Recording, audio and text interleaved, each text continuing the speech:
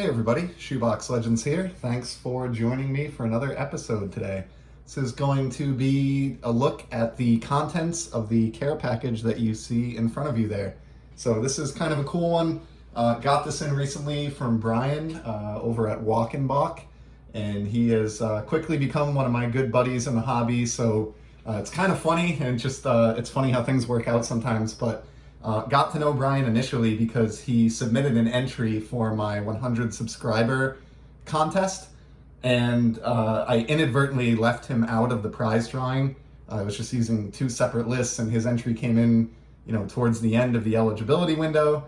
He actually caught it, told me that I was missing him off the list, and yet I still left him out of the prize drawing by mistake. And so to make up for that, I reached out to him, sent him a package of cards, and fast forward couple months here, and we're texting buddies now, and he's become a great friend in the hobby. So it's just funny. I wouldn't have never thought that I would meet a new friend in the hobby over making a mistake related to my VR contest, but that's kind of how it turned out.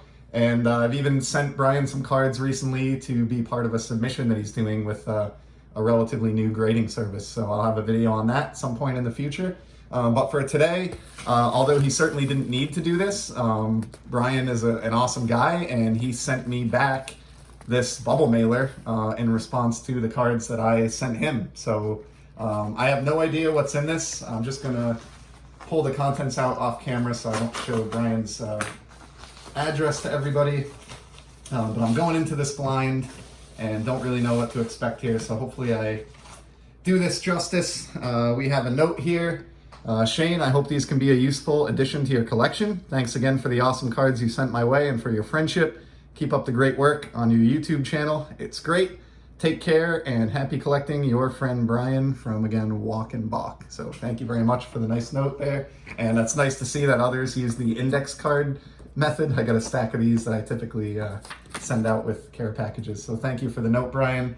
And then inside the bubble mailer, we have these two painter's tape wrapped stacks of cards. So I guess we'll just kind of dive into the first one here. And again, I have no idea what to expect. I certainly wasn't expecting Brian to send anything, but this will be kind of fun to just take a look through.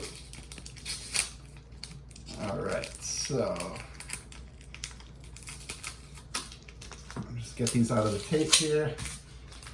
So we got a couple team set bags to start things off. Brian knows I'm a Red Sox collector, and it looks like he was kind enough to send some of those my way.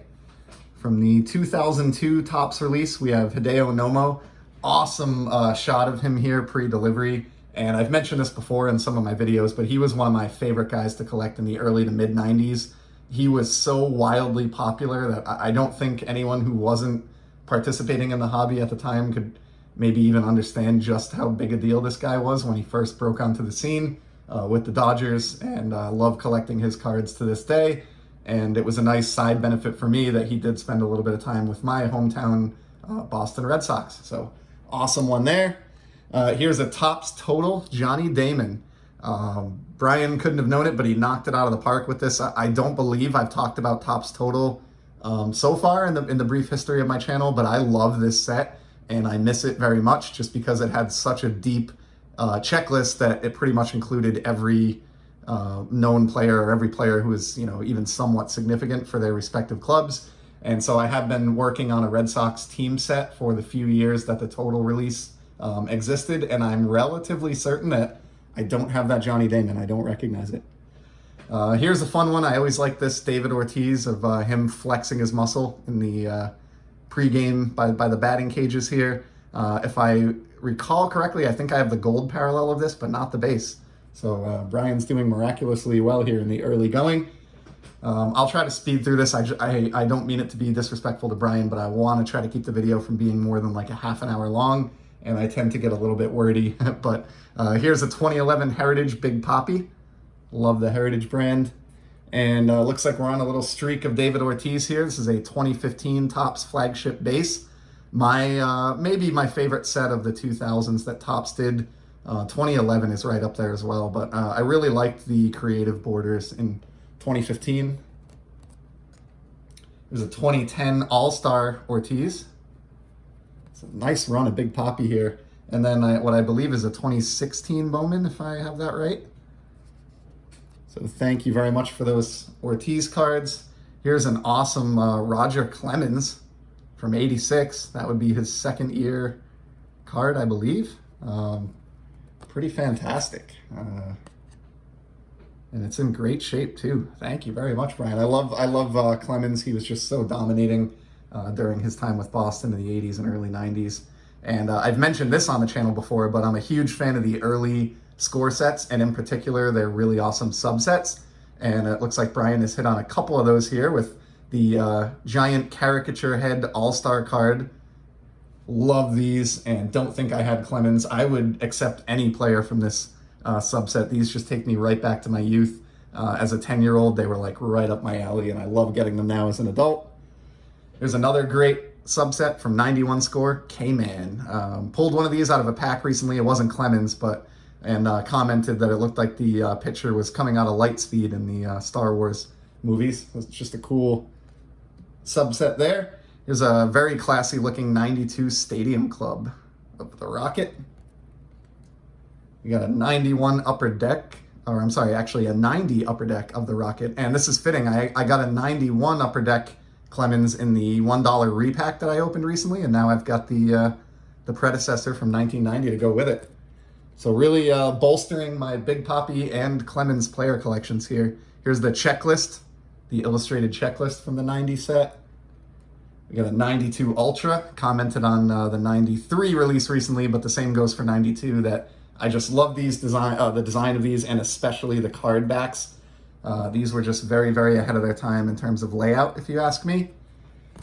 And here's a cool one. This is maybe my single favorite card from the 91 top set. It's certainly up there. There are a lot of gems in the 91 release, and this is certainly one of them. Just always loved this shot of Roger in front of the strikeout portion of the scoreboard on the Green Monster at Fenway Park. Just such an iconic card. I don't know if I've pulled that one myself. I do have a wax box of 91 Topps Baseball that I'm slowly working my way through, that's on that pack shelf in the background there. Don't think I've pulled Clemens yet, and I have been on the lookout for this card in a Desert Shield or a Desert Storm variation, but haven't had any luck on getting an affordable copy of that, so the search will continue.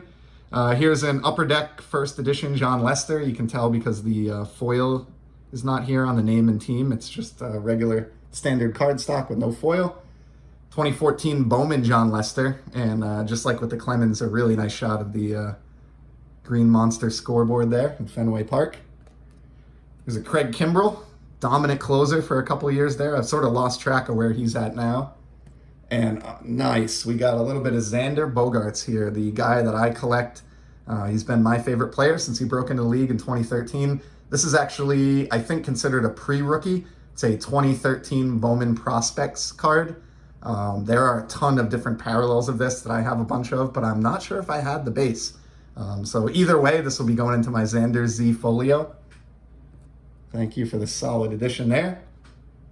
Here's a Jackie Bradley Making Their Mark insert from Topps. Looks like this may be from his debut in 2013, I'm guessing, April 3rd, 2013. Nice, more Bogaerts here with a standard Bowman card. I'm guessing this one's 2018, 2017. I'm always off on Bowman. They all kind of blur together for me. There's an Andrew Benintendi. I think that one is a 2016. Another Benintendi. You can kind of see the evolution of his facial hair and long hair here between the card on the right and the card on the left. And then another Bogaerts. This is, I believe, a 2020 Bowman base.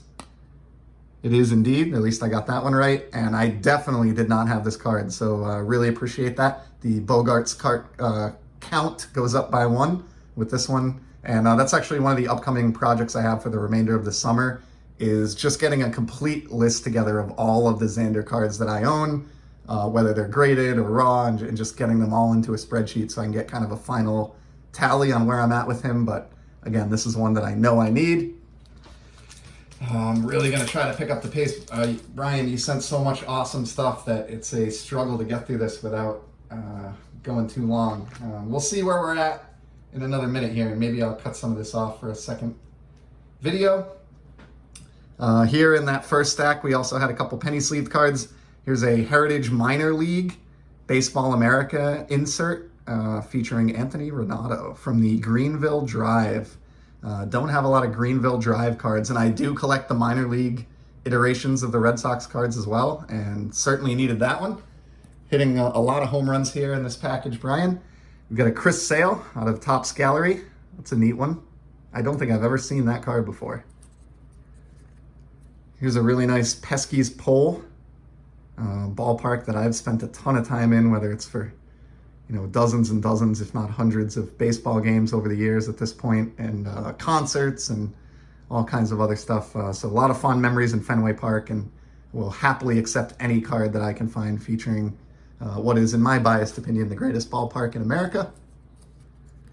Here's an awesome one. Wally the Green Monster. This is from the 2020 Topps release, and I think these are typically included in opening day. These mascots inserts over the years.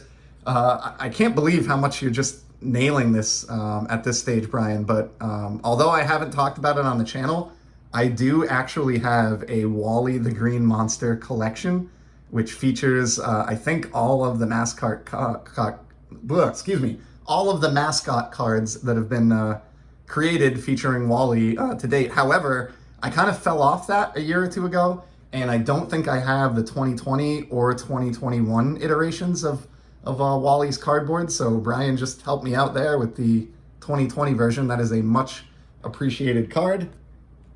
Next up, we have one of those glossy all-star inserts. This one would be from 87, featuring Wade Boggs, who is, of course, an all-star in 86, as he was just continuing to rake in batting titles year after year in the American League in the 80s with Boston. We got more Clemens. Here's another 90 checklist. Another 91 score Rifleman, or sorry, K-Man. And we got a Donruss triple play here. Don't think I had that one either. Here's a 92 Upper Deck Diamond Skills. I'm working on a 92 Upper Deck set. I've got a wax box of it I'm slowly ripping through, so I'll have to check that one against my checklist.